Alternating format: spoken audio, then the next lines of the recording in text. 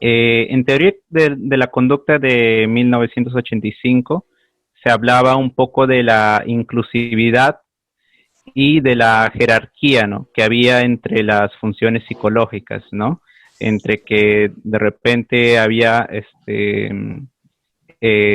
digamos, una función contextual se incluía dentro de una función sustitutiva no referencial, ¿no? La pregunta es si estos supuestos siguen vigentes en su nueva propuesta o ya no, o son reformulados, ¿no? No sé si nos podría comentar al respecto. Bueno, ese es uno de los cambios. La, la taxonomía del 85 se hizo pensando en la mediación. Entonces siempre había un mediador que incluía a la función previa.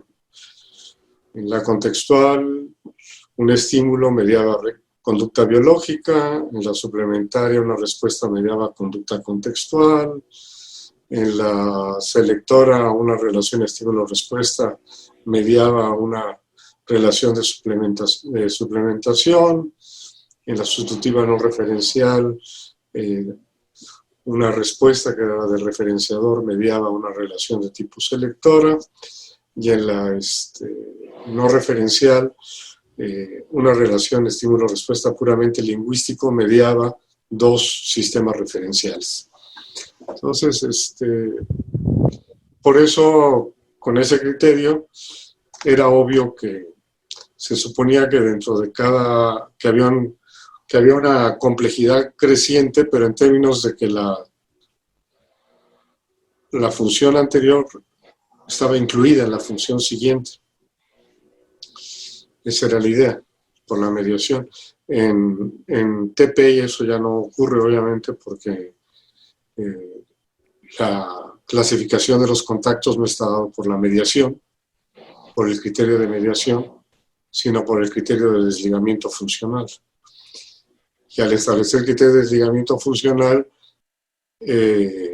una de las cosas que se establecen, que no había en teoría de la conducta, es que en un campo de contingencia siempre es un campo mixto en donde pueden estar interactuando dos tipos de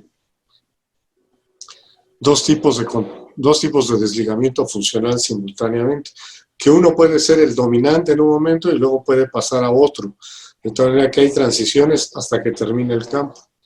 Por eso pongo los ejemplos de que podemos tener una rata interactuando bajo reforzamiento no contingente y reforzamiento contingente.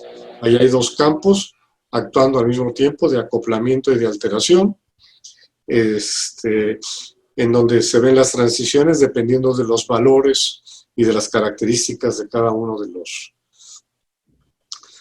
la organización de los dos tipos de contingencias funcionales, y lo que nos da el criterio es el desligamiento funcional predominante, dominante en el campo.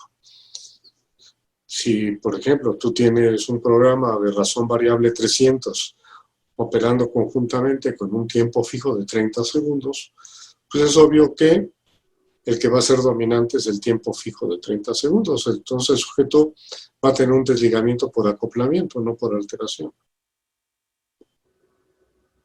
Pero están los dos campos funcionando al mismo tiempo, no son excluyentes. ¿Sí? Es lo que pongo ahí en TP como campos mixtos.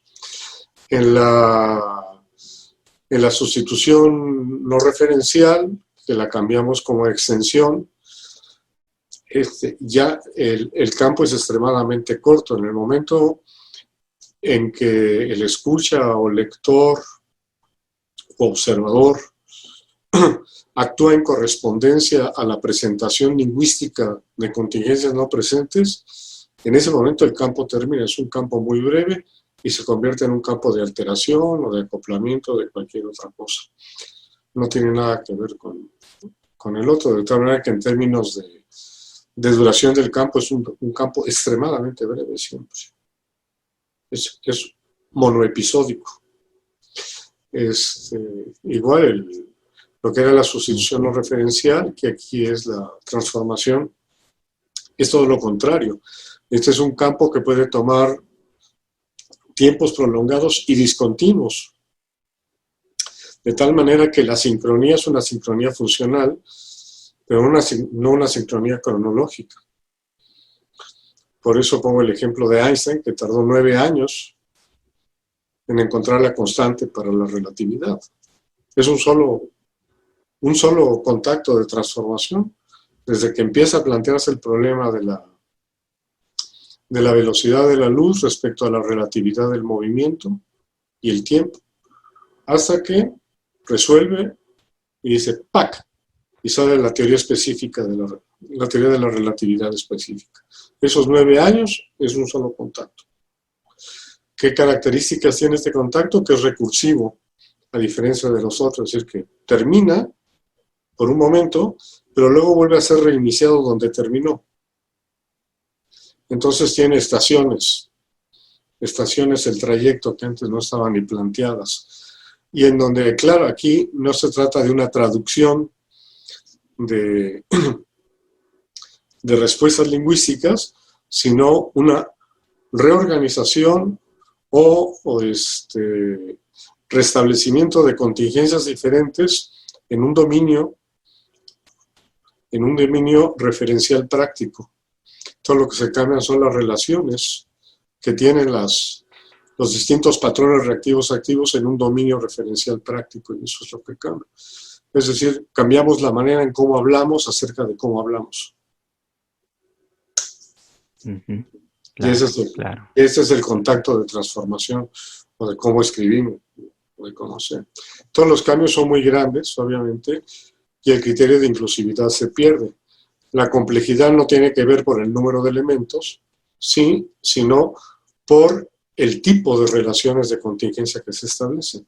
Obviamente, una contingencia de transformación es por definición más compleja que una de acoplamiento, al margen del número de elementos que hay. No es un problema cuantitativo, es un problema cualitativo. ¿Qué es lo que cambia como resultado del desligamiento funcional? Y lo que queda explícito en teoría de la psicología es que el comportamiento psicológico es el desligamiento funcional. Ese es el comportamiento psicológico, no es otra cosa. Cuando se termina un proceso de desligamiento funcional, termina el comportamiento psicológico y empieza el comportamiento biológico o comportamiento social. Solo cuando hay desligamiento funcional hay comportamiento psicológico. De tal manera que una vez que tú has establecido un desligamiento funcional y ahora las antiguas contingencias de ocurrencia tienen un tipo de relación como contingencias de ocurrencia distintas, esas nuevas contingencias de ocurrencia ya no tienen que ver con comportamiento psicológico. Si se trata de seres humanos, es puro comportamiento social. Por eso cuando alguien te saluda y te dice buenos días, y tú dices buenos días, ahí no hay nada que ver en psicológico.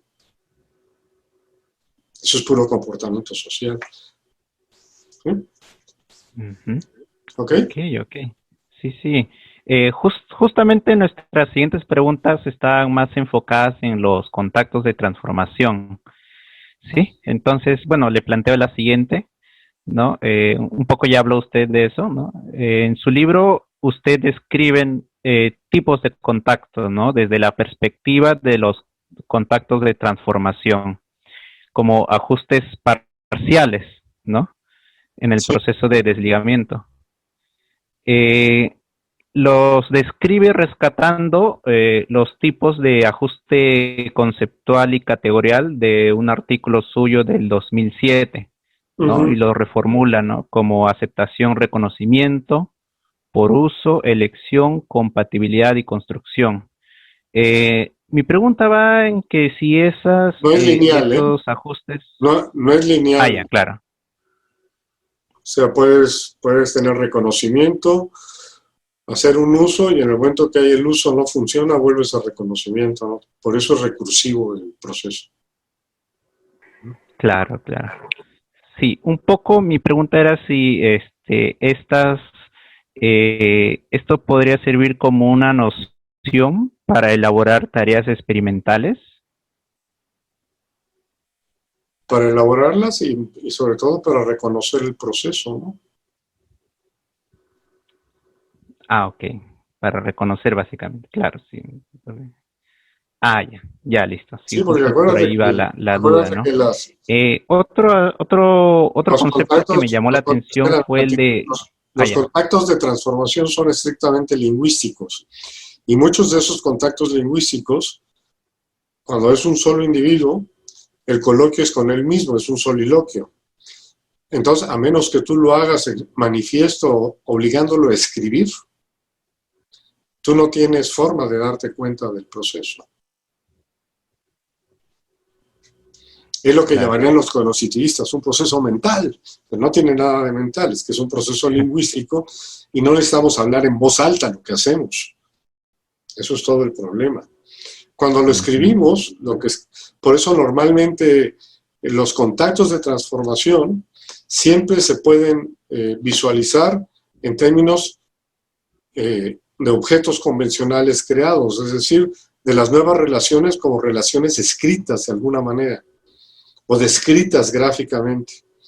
Pero mientras eso se hace, tú no tienes acceso a, cuando es un solo individuo, cómo ocurre el contacto de transformación. Le preguntaron a Einstein y Einstein decía que no lo hacía matemáticamente, que lo imaginaba, era visualmente el proceso. Él se veía montado en la luz como si la luz fuera un tren, por ejemplo. ¿Eso cómo lo mides en una tarea experimental? No lo puedes medir. Obviamente ya hay tanta diversidad de procesos, por eso es tan difícil estudiarlo. Claro, puedes hacer tareas como el ejemplo que pongo de la niña con la mamá, en donde pasas de un criterio geométrico a un criterio geométrico para describir los objetos no geométricos. Y entonces la niña empieza a nombrar y a conocer las cosas en términos geométricos y no en términos de lenguaje ordinario. Y empieza a encontrar relaciones entre las cosas que no encontraba con las palabras del lenguaje ordinario. Esa es una tarea. Pues claro, eso lo puedes hacer y es una forma de estudiarlo. Pero de todas maneras, cualquier cosa que reduzcamos a una tarea experimental va a ser una simplificación muy grande de lo que son los auténticos contactos de transformación. O sea, ¿sí? Siempre cualquier cosa que lleves a un experimento es una simplificación. Siempre. Porque claro, si no lo simplificaras no podrías estudiarlo. Sí, justo por ahí también iba otra pregunta respecto a justamente la elaboración de experimentos, ¿no? Y cómo es que se tendría que sí o sí recurrir a escenarios, o mejor dicho, a situaciones convencionales, ¿no? Siempre tienen que Donde ser el sujeto, convencionales, por definición. claro, La, claro. en el caso de, si vas a trabajar con individuos adultos, vas a tener que establecer una tarea en donde básicamente se escriba, que el comportamiento sea escrito. Sí, tienes que hacerlo con alfabetizados. Con no alfabetizados no vas a poder estudiar nunca transformación. Puede darse un contacto de transformación entre no alfabetizados, pero no te enteras. No te enteras, simplemente es imposible. Es imposible enterarse. Ahora, una forma, si lo que te interesa es el habla, entonces lo que tienes que establecer como un coloquio, entonces por lo menos tienes que tener a dos individuos que estén igualados en cuanto al tipo de condición en la que van a interactuar y que sea a través del hablarse y el registro de lo que se dicen, como vas evaluando el proceso de transformación.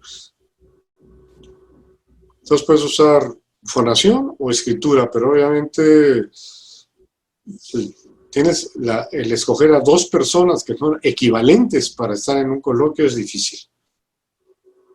Depende cómo vayas a hacer la tarea. La otra es haciéndolo escrito, ¿no?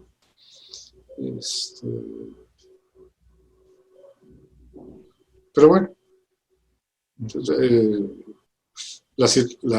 los fenómenos este tipo de fenómenos que son discontinuos en tiempo, recursivos, etcétera, pues son más difíciles de estudiar, son más elusivos empíricamente, porque toman mucho tiempo, ¿no? El mejor ejemplo es TP, ¿no? Teoría de la psicología.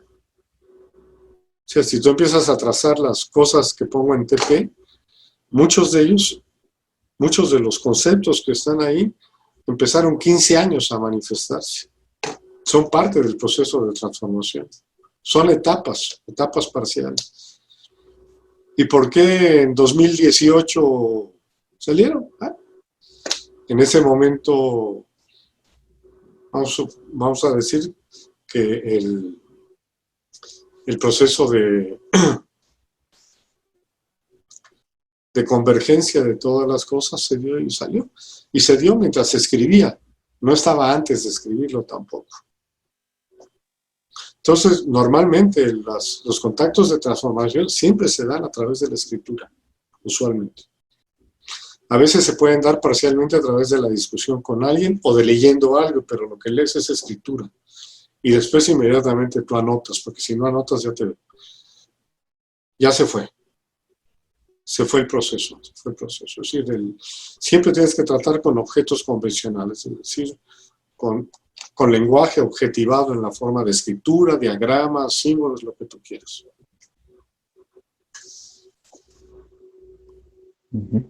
Claro, claro. Ajá. Listo. También me llamó la atención el concepto de reglas de operación de las contingencias, ¿no? Justamente la transformación ocurre bajo, o mejor dicho, sobre estas reglas, ¿no? ¿Nos lo podría aclarar? Las reglas de operación lo que definen son las posibles relaciones de contingencia que pueden darse en un campo dado ciertos elementos. Entonces, las reglas de operación no son las operaciones experimentales. Es decir, un ejemplo muy claro es, tú pones un programa de intervalo fijo con una rata, y la primera regla de operación que surge es que la comida solo cae si la rata aprieta la palanca pasado un X tiempo, que es el tiempo muerto que define el programa. 1 minuto, 2 minutos, 30 segundos, lo que sea. Pero esa no es la única regla de operación. El animal puede no apretar la palanca y nunca caer la comida. El animal puede apretar la palanca en intervalos sucesivos de distinta duración a los que prefija el programa, de tal manera que puede estar produciendo la entrega de comida con intervalos variables y no con intervalos fijos. La rata puede acumular comida que queda y no consumirla inmediatamente, aunque eso es lo que supone el programa, de tal manera que las duraciones de los intervalos pueden depender de la cantidad de comida que acumula, y la cantidad de comida que acumula depende de la duración del intervalo. La rata puede igualmente apretar la palanca, que es una posibilidad que da el programa, pero nunca completar un intervalo.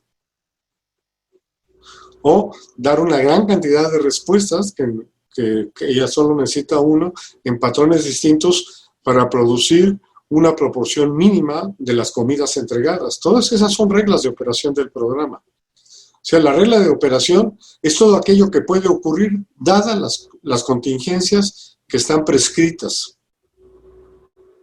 Es decir, no es una sola cosa, pueden ocurrir muchas cosas. ¿Y eso qué es? Una máquina de escribir, antigua. Entonces, lo que llamamos reglas de operación en los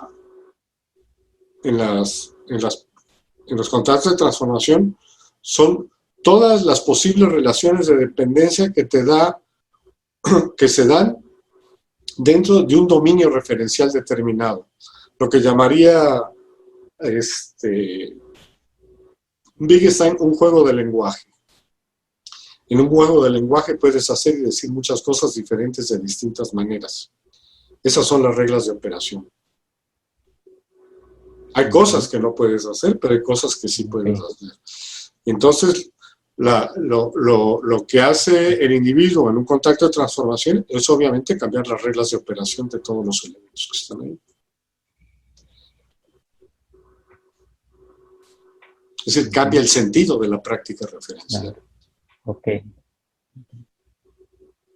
¿Sí? Claro. Ujú. Ok, gracias. Bien, acá tenemos una pregunta de Darwin, ¿sí?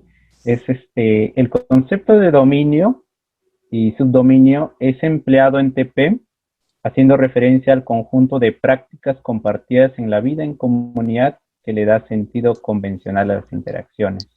En ese sentido, me gustaría saber su relación con el concepto de dominio propuesto por Rafael Moreno, teniendo en cuenta que, para este autor, el dominio hace más énfasis a la relación de pertenencia de la conducta individual al conjunto de prácticas sociales experimentadas directamente o que otros le han transmitido.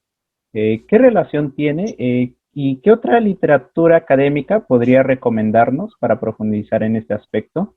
El- Eh, la, la palabra dominio, el término dominio, lo incorporé a partir de mi relación con Rafa, con el Rafa, ah, cuando estuvimos trabajando en el año 94, 95, lo de práctica científica. Entonces, el dominio es hablar de una geografía funcional, eso es muy bonito.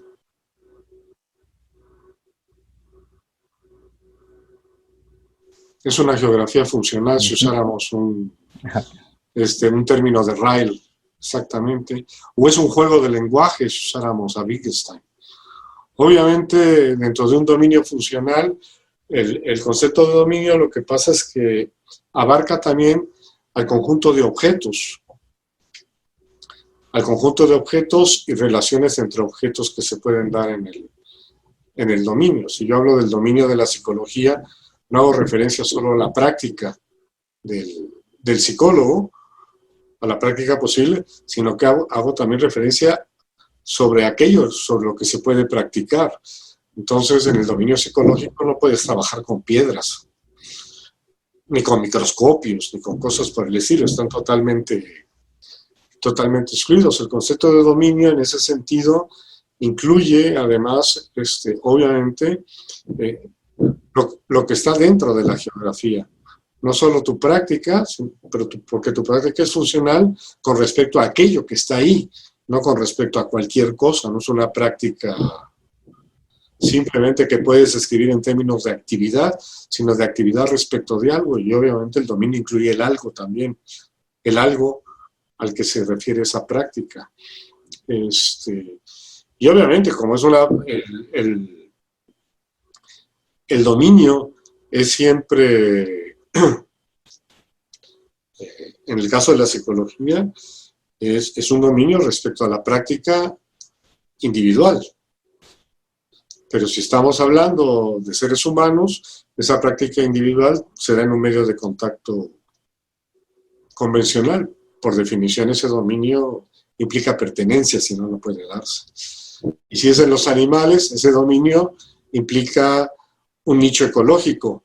Por lo tanto, implica también pertenencia a una especie y a un nicho ecológico determinado, de tal manera que está dado por supuesto.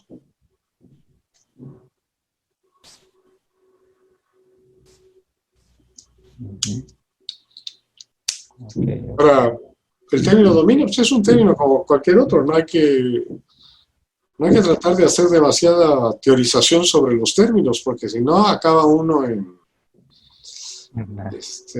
inmerso en un proceso sin fin, jugando al crucigrama, ¿no? Una especie de crucigrama semántico que no tiene mucho sentido.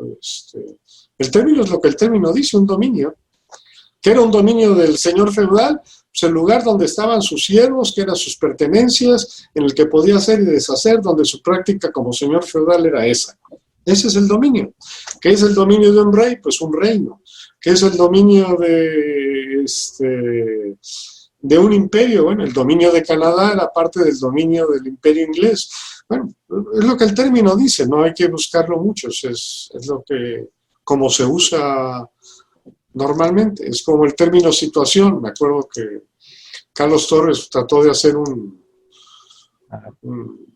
análisis teórico del término situación. Situación es lo que el diccionario dice, la situación es eso. La situación es el lugar y el momento y el contexto en donde estás haciendo algo.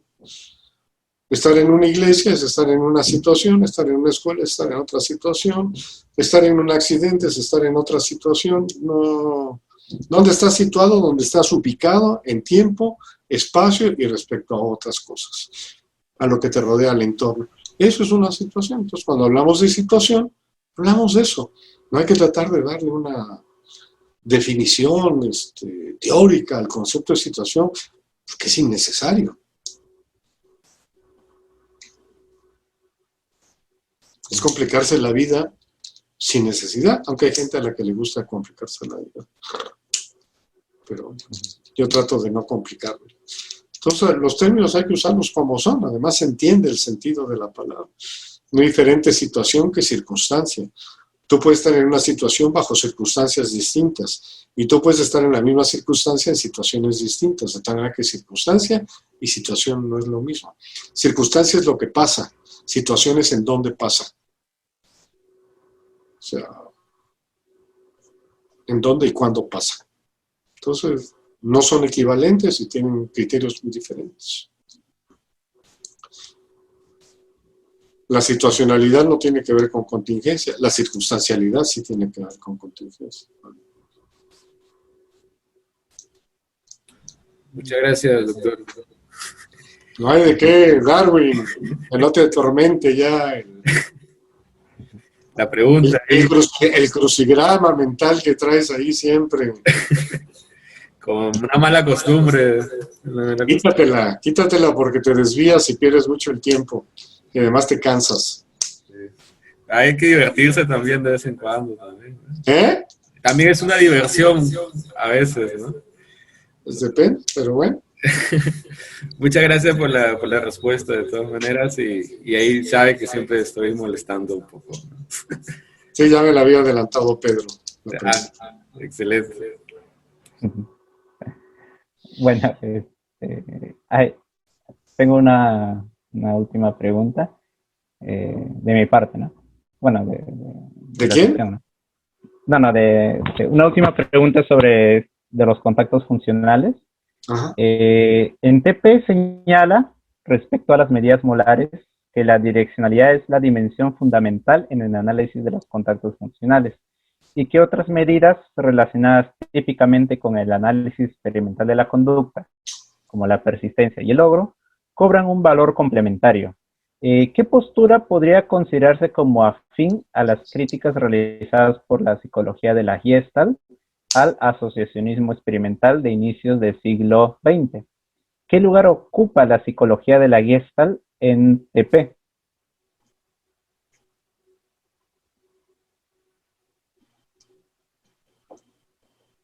Pues, ¿qué puede ocupar? Pues puede ocupar el lugar histórico que ocupa cualquier otra psicología, no nada en especial. La psicología de la Gestalt obviamente lo que proponía era una concepción molar del ambiente, no fragmentada en estímulos, sino en campos. Y la propone así porque justamente Berkheimer, fundamentalmente, y creo que Keller un poco, estudiaron física. Es decir, Berkheimer fue compañero de Einstein en la escuela. Entonces, la irrupción de los modelos de campo en el electromagnetismo, en la física del 19, los influyó a ellos. Entonces, lo que propusieron es justamente que aunque hubiera fragmentos, esos fragmentos no operaban como fragmentos separados, sino como fragmentos articulados en un solo campo. Son las leyes de la proximidad, del buen cierre y del orden, de la buena forma que dan los gestaltistas. Entonces es una aproximación molar al ambiente que obviamente también influyó en Gibson, aunque no sé si Gibson lo mencione. El problema de los gestaltistas es que no hay conducta, ¿no? Lo que hay es un cerebro y un ambiente, pero no hay conducta. La conducta es una especie de epifenómeno de la actividad cerebral que también funciona como un campo, eléctrico. Entonces, ese es el problema. Ahora hay estudios interesantes a nivel de aspectos empíricos que analizaron, como la transposición o algún tipo de cosas de ese tipo que obviamente te abren a fenómenos que nadie estaba abierto antes, ¿no? Que es el problema de estudiar propiedades relacionales entre los aspectos del ambiente. Pero bueno, así en particular, nada. Supongo que es lo que ha aportado para cualquier otro que los haya leído. El problema de los psicólogos es que no leen. Entonces, la mayor parte de los psicólogos conductistas nunca han leído a los gestaltistas, muchos cognitivistas nunca han leído a los gestaltistas. Entonces, el problema es que todos los teóricos influyen si los lees. Porque siempre hay alguna idea que tú puedes reorganizar en un contacto de transformación, no de traducción. Que te puede ser una pista para ver las cosas de otra manera. No lo traduces, sino que es como una pista para empezar a ver las cosas de otra manera. Brentano fue el primero que habló de la intencionalidad de lo psicológico, porque estaba siempre vinculado a un objeto. Entonces, Brentano es el primero que plantea la direccionalidad de la conducta. Aunque él no hable de conducta y no hable de objetos reales. Pero no importa eso, no importa. Ahí está. Pero si tú le preguntas a todos sus compañeros maestros, etcétera, ¿quién ha leído a Brentano? Te puedo decir desde ahorita que el 99.9% te va a decir, ¿y quién es Brentano? Les puedo decir que es un defensa central del Bayern Múnich, al que están tratando de contratar el Real Madrid. Entonces, Brentano, no hay nada. Bueno, eso es, entonces, todos los asociacionistas, los vitalistas, incluso como McDougall, todos tienen cosas importantes. El problema es que te sirvan de pista o inspiración, no para traducirlos, no para incorporarlos como tales. ¿Okay? Y para hacer eso, pues tienes que leer mucho y aparte tienes que tener un marco teórico, pues si no, no hay pista de nada. No hay pista de nada. Si ustedes han leído a Skinner, ustedes verán cuán anémicas o famélicas son las referencias de Skinner. Prácticamente no cita a nadie.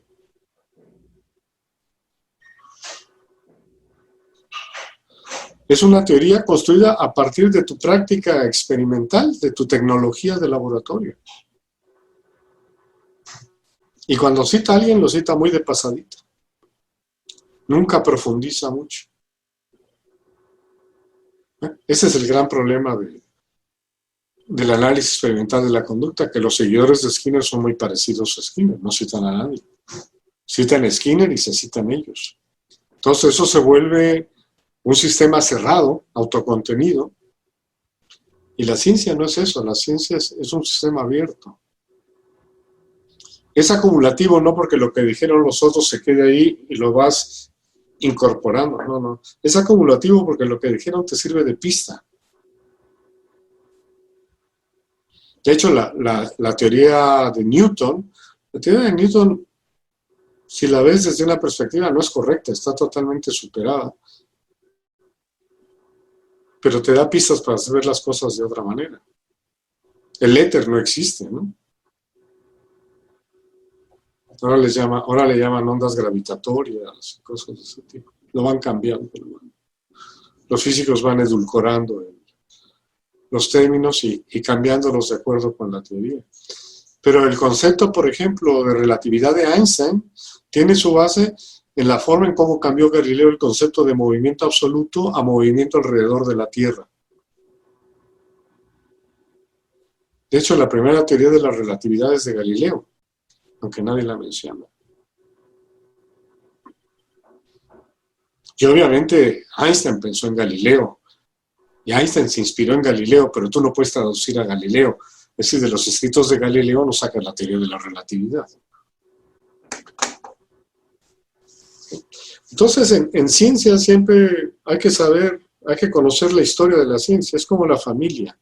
Si tú no conoces la historia de tu familia, mal asunto. Mal asunto.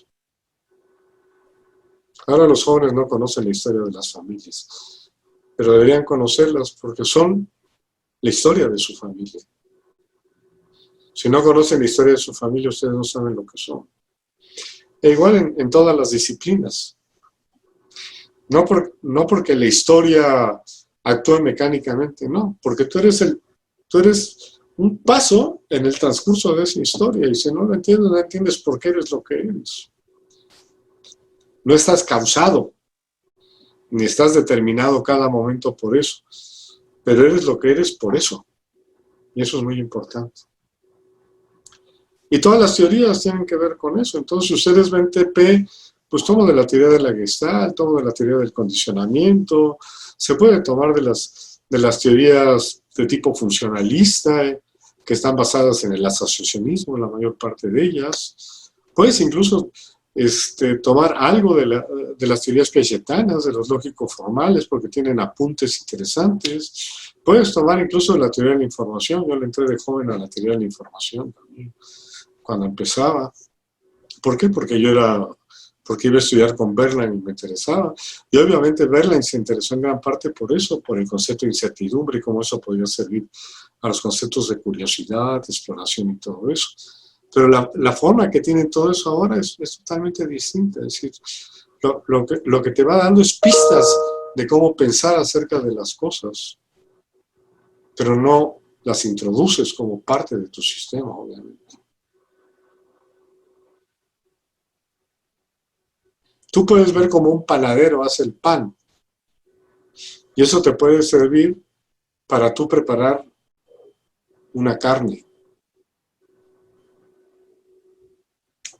A eso me refiero.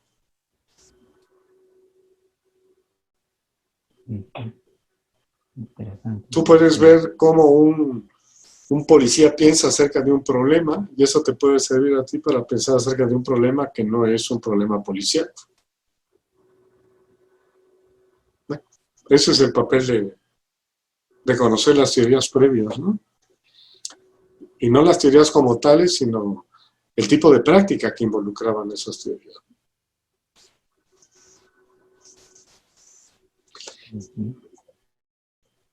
Claro, claro. Muy bien, doctor. Una última pregunta ya de mi parte. En algunos escritos usted ha comentado, ¿no?, que tenía un proyecto de escuela experimental, ¿no? No Que va a quedar en proyecto. Qué pena. Justo quería preguntarle qué fue del proyecto. Quedó en proyecto, se avanzó un poco y se quedó en proyecto, porque lo que necesitas es dinero, condiciones, materiales, apoyos institucionales, viabilidad de aplicación, y una de las instituciones más conservadoras y retardatarias es la institución escolar, la institución educativa. Hay cuatro instituciones conservadoras, profundamente conservadoras. Una es el ejército, que ustedes ya lo conocen, con mucha frecuencia en Perú. Otra es la iglesia, que también la conocen, como todos la conocemos. Otra es la medicina, como núcleo de la institución de salud. Y otra es la escuela, la institución educativa. Cuesta mucho cambiar cosas.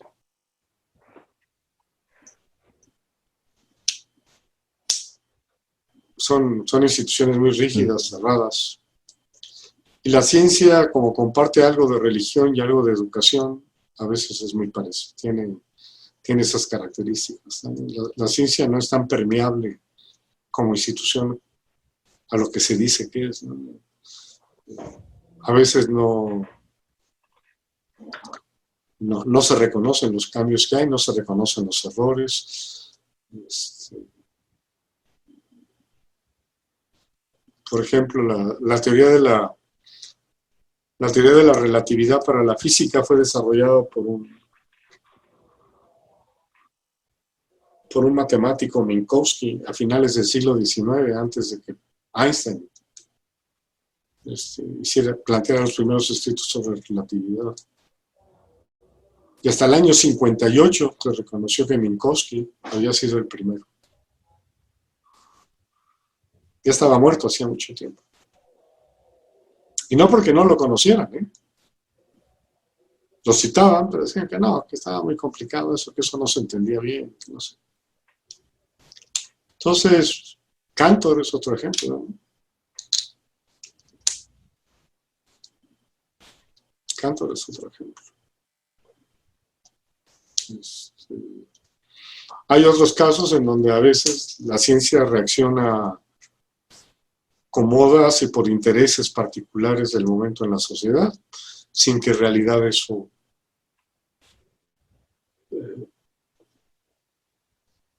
tenga el peso correspondiente dentro de la ciencia, ¿no? Bueno, ya ven cuántos psicólogos andan con teorías que son de moda durante 10, 15 años y luego desaparecen como aparecieron y ya nadie se acuerda de ellos, ¿no? No voy a dar nombres porque hay muchos colegas en eso metidos, pero bueno.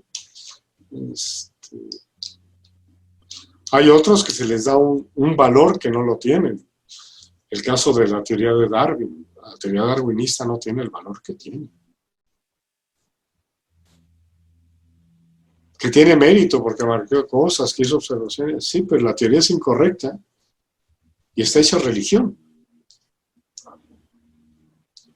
De hecho, no es una teoría.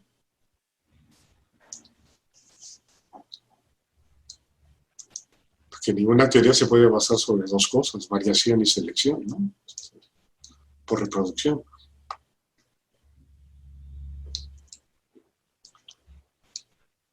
No hay teorías tan sencillas, ¿no? Entonces, el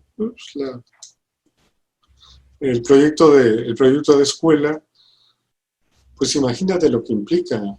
Implica cambiar el sistema escolar, implica cambiar cómo enseñas la ciencia, cómo incorporas a la vida práctica a los niños y a la vida social. Implica cambiar prácticas de vida continuas, implica cambiar el concepto de maestro, hay que cambiarlo, porque los maestros que tenemos no son para ese tipo de educación. Implica cambiar la arquitectura de las escuelas, acabar con el salón de clases, por ejemplo. Implica cambiar los criterios de evaluación. Entonces tú dime, así desde afuerita, ¿tú crees que lo van a aceptar? No. Lo empecé a hacer con una fundación privada porque la fundación podía podía tener su propia escuela y apegarnos a algunos criterios, pero después la fundación privada pues entran también todas las variables de tipo social, de las envidias, las ambiciones, y por qué sí, por qué yo no, en fin, y terminas con las cosas, ¿no? Pero hace poco me contacté con la gente de CONACYT, hace ya 2 meses, me dijeron que sí les interesaba, pero que no se podía todo el proyecto, que quizá una pequeña parte, pero ahora con lo del COVID no está, pues yo no sé si se puede hacer una pequeña parte, no tiene sentido. O sea, si tú quieres alterar un sistema, trabajar sobre una pequeña parte no tiene mucho caso. Pero bueno, así es. Entonces ahí va a quedar para cuando sea la 5ª transformación. Si llega a ver. Wow, mucho tiempo. Pero bueno. Doctor, una consulta, ¿cómo estamos de tiempo? No sé si nos puede regalar unos minutos más. Sí, unos 15 minutitos más si quieren. Ya, listo. Entonces, bueno, por mi parte voy a cederle el paso al compañero Brian. Muchas gracias por responder las preguntas y, bueno, mis más fraternos saludos desde Perú. Gracias. Entonces, Ahí le doy el pase con Brian. Muy bien, gracias. Buenas tardes, doctor Emilio, un gusto ¿Qué tal? ¿Cómo de nuevo estás? charlar con usted, es un honor charlar con usted. Ya anteriores meses habíamos conversado con usted, con algunos chicos de México, con Eduardo, algunos chicos colombianos, no sé si me recuerda, pero bueno. Entonces, estamos aquí de nuevo con el grupo de chicos acá en Perú, interesados, una asociación, interesados aquí en el movimiento conductual, como se le puede decir. Bueno, para no extenderme aquí, quería también participar con algunas dudas que hasta cierto punto nos dejó ahí eh, con esa curiosidad. Sí, más o menos, actualmente, ¿no? ¿Cuál era, digamos, el análisis y críticas que estaba teniendo en epistemología, ¿no? Digamos, con respecto a la demarcación científica o a teoría de la verdad, o quizás a otras temáticas o tópicos de epistemología, ¿no? Que es lo que ahorita más o menos está elaborando o ahorita está analizando.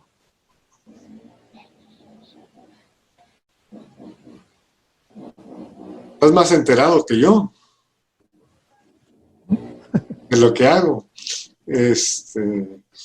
Fue una intuición, ¿Eh? fue una intuición mía. Ah, es una intuición. Tengo ahí 20 páginas de apuntes para escribir eventualmente algo sobre epistemología, pero no sé si lo voy a hacer. No sé si lo voy a hacer. Ahora lo que acabo de terminar es un libro que voy a mandar a la editorial la semana entrante. Algunos son 9 ensayos. 4 o 5 de ellos están publicados, son posteriores a teoría de la psicología. De hecho, fueron inspirados para aclarar cosas que estaban implícitas en teoría de la psicología y no estaban precisadas, más otros 4 ensayos. En total son 400 páginas. Se llama Corolarios, porque es lo que son corolarios. Es lo que se desprende o deriva de teoría de la psicología. Y sí, bueno, cualquier reflexión que uno haga sobre la propia disciplina hay algo de epistemología, pero siempre he sido yo un poquito escéptico sobre estas grandes disciplinas, la epistemología, la ética,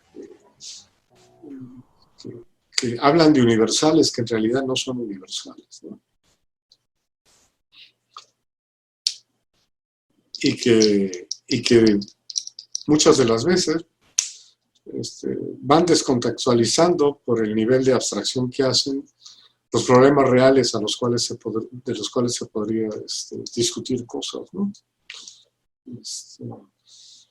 En ese sentido soy muy wittgensteiniano, no creo que haya una epistemología, ni una lógica general, ni una ética general, y mucho menos una ontología, ¿no?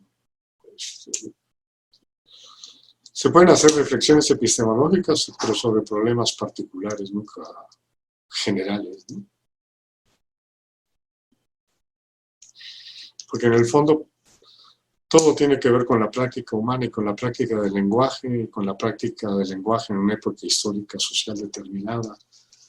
Todos los problemas epistemológicos que pudieras ver en Aristóteles no tienen mucho sentido en esta época. Los problemas éticos en la época de Aristóteles tampoco tienen mucho que ver en esta época. O en la época de Descartes, en la época de Kant, en la época que quieras, ¿no? ¿Por qué? Porque el conocimiento es distinto, la organización social es distinta, los criterios de vida son distintos. Entonces, tratar de tener conceptos de cobertura tal que abarcan toda la historia humana, yo creo que, bueno, es una manera de ganarse la vida, es la filosofía, pero yo tengo mis dudas. Tengo mis dudas sobre eso.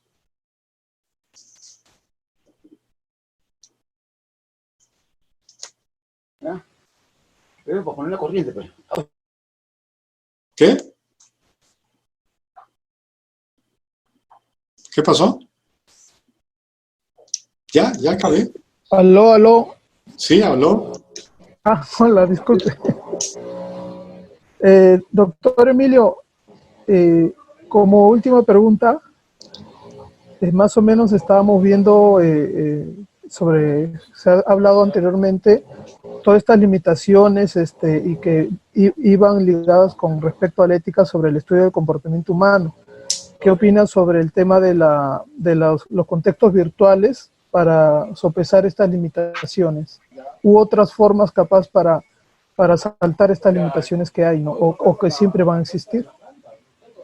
A ver, me hablas más despacio porque soy medio sordo y con el sonido entiendo una parte y la otra no la entiendo. A ver, ¿qué cosa?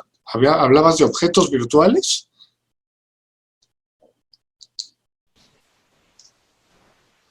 Sí, con respecto a al futuro de las situaciones experimentales virtuales para disminuir las limitaciones éticas en el estudio del comportamiento humano.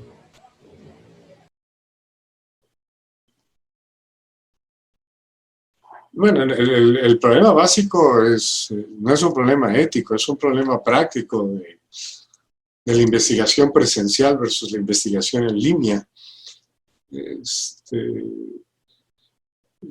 Hemos pasado de la investigación presencial con cosas y con el experimentador participando del experimento a la investigación interactiva con sistemas virtuales, pero presencial por parte del experimentador y el sujeto. Y ahora aquí con la pandemia que tenemos, estamos empezando a ver si hacemos estudios en línea.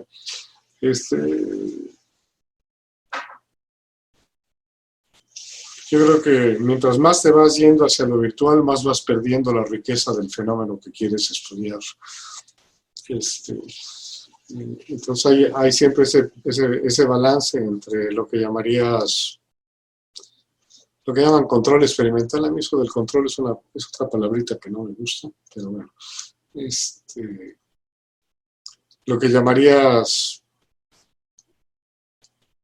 asepsia experimental, es decir, en donde hay poca intervención o participación del experimentador en el tipo de efecto que obtienes, versus aquel en donde lo que no sabes es si está ocurriendo el fenómeno que quieres estudiar, porque todo es virtual. Entonces, obviamente el comportamiento humano se da respecto a otros humanos y a cosas. Y los fenómenos y los eventos virtuales y todo eso, que no son personas ni cosas. Ya hemos visto lo que pasa con las redes. Hay todo tipo de distorsiones, deformaciones y cosas. Son fenómenos propios de las redes, es decir, el anonimato, la impunidad, el engaño, todo eso se puede dar en las redes, todo. Yo soy un poquito retro, como dicen, ¿verdad? A mí la tecnología nunca me ha entusiasmado. Sí hay cosas que te pueden servir y ayudar, como por ejemplo que con los sistemas computacionales puedes hacer que el sujeto escribe, quede registrado lo que está escribiendo al mismo tiempo que lo está haciendo. Qué maravilla, ¿no? Es una ventaja, ¿no? Puedes objetivar el lenguaje. Pero usar los sistemas virtuales como la panacea, yo creo que no. Yo creo que sigo pensando que tienen muchas limitaciones. Hay que usarlo cuando la factibilidad de hacer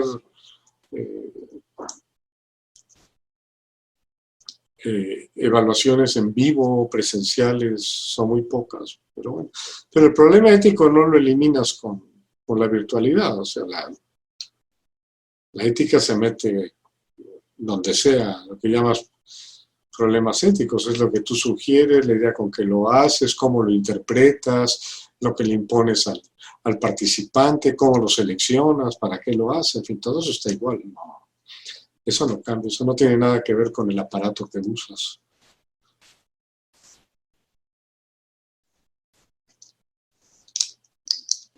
Gracias, doctor, por su respuesta.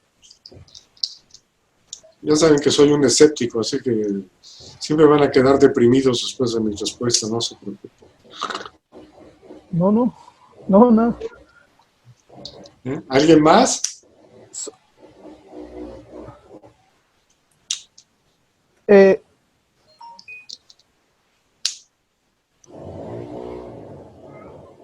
¿Alguna pregunta por ahí quizás del público que nos puedan?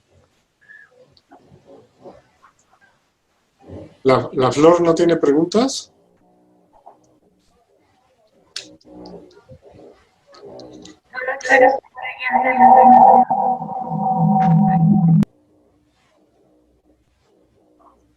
¿Qué tal? Doctor Emilio, respecto a su último artículo, activación reactiva y funciones disposicionales, no es, quizás lo he malentendido, pero ¿ha cambiado el concepto de lo disposicional? No, lo he precisado. Claro.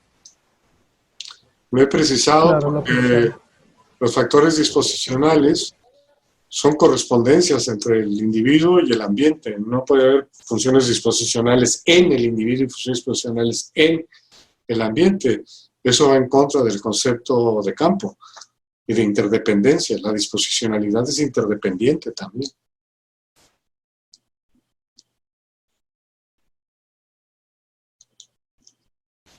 Okay. Y por eso en la formulación anterior los factores disposicionales parecían como cosas que están por ahí volando y que luego uno las pone y las menciona para decir hay motivación, hay cosas de ese tipo. Igual que en el condicionamiento operante en cualquier otro lado, ¿no? No. Las funciones disposicionales están siempre, pero están en correspondencia entre ambiente e individuo, ¿no? Es como el medio de contacto físico-químico. No puede haber medio de contacto físico-químico operando si no hay propiedades físico-químicas en los objetos, en los objetos de estímulo del ambiente y reactividad específica de esas propiedades en el organismo, reactividad biológica. No hay medio de contacto físico. Sí, yo puedo echar luz, pero si tú no tienes un sistema fotorreceptor, te puedo poner toda la luz que quieras. Lo que voy a hacer es iluminarte, pero tú no vas a ver. Entonces, el medio de contacto físico, como el convencional y el ecológico, requiere también de sistemas reactivos apropiados para participar. Por eso el medio de contacto convencional establece que un sistema reactivo fundamental en el ser humano es el sistema reactivo lingüístico. Si no hay sistema reactivo lingüístico, no hay medio de contacto convencional operando. Es decir, el perico que tienes en tu casa, aunque esté en tu casa y sea parte de una formación social de un país, el señor perico no está reaccionando convencionalmente a ese medio. Está reaccionando ecológicamente al medio. Aunque fone, no importa, porque no es convencional lo que fona, es repetición de sonidos. Fone lo que oye. ¿Sí? Entonces, tanto la disposicionalidad como el medio de contacto asumen la existencia de sistemas reactivos en correspondencia con las propiedades de los objetos, porque si no, no tiene ningún sentido. Y cuando tú tienes hambre, decir que tienes hambre no es eso. Lo que tienes es un cambio biológico que produce cambios de activación reactiva en el individuo. Y eso es lo que nos interesa a los psicólogos. Hablar de hambre, pues no dice nada, eso es lenguaje ordinario.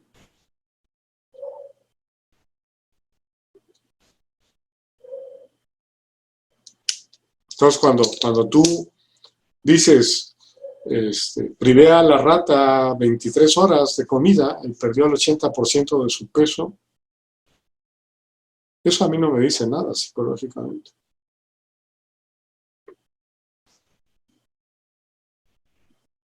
Eso es solamente un criterio para asegurarnos que va a comer lo que le des. Pero resulta que durante la sesión experimental, ese 80% de su peso y la privación va cambiando. Sí, a medida que va comiendo, tiene más peso.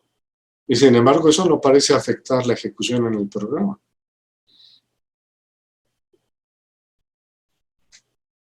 ¿De acuerdo? Así es el asunto. Todavía son conceptos muy primitivos que se usan en psicología. Y el problema de los psicólogos, un problema muy grave, sobre todo los que trabajan en comportamiento animal, es que no saben biología. Ni siquiera la de la secundaria. Entonces, tocan de oído, como decimos en música. Son líricos. No tocan por nota. Entonces todo el mundo habla de los animales, de la nota animal, y ninguno sabe biología. No se trata de que hagan biología, pero si hablas del individuo comportándose, el individuo comportándose es un sistema biológico complejo y cada sistema es diferente. No puedes aplicar el mismo criterio e interpretarlo simplemente en términos de tus operaciones. Eso es absurdo. Por eso hay tanta confusión, pero bueno, no importa.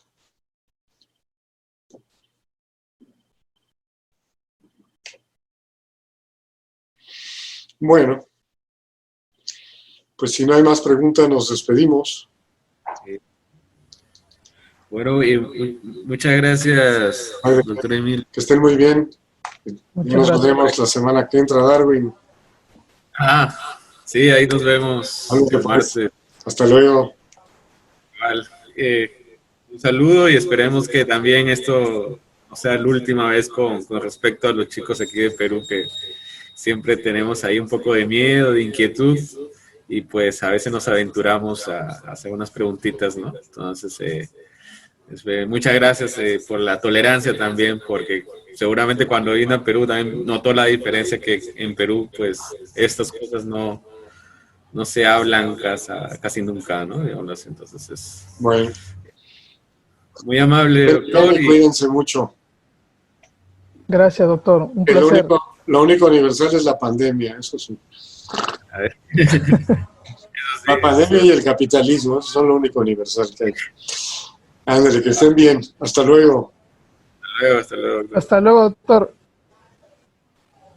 De seguro tendremos futuras preguntas después, porque bien. nos quedan siempre algunas. Bueno, muy bien. Hasta Muchas luego. gracias.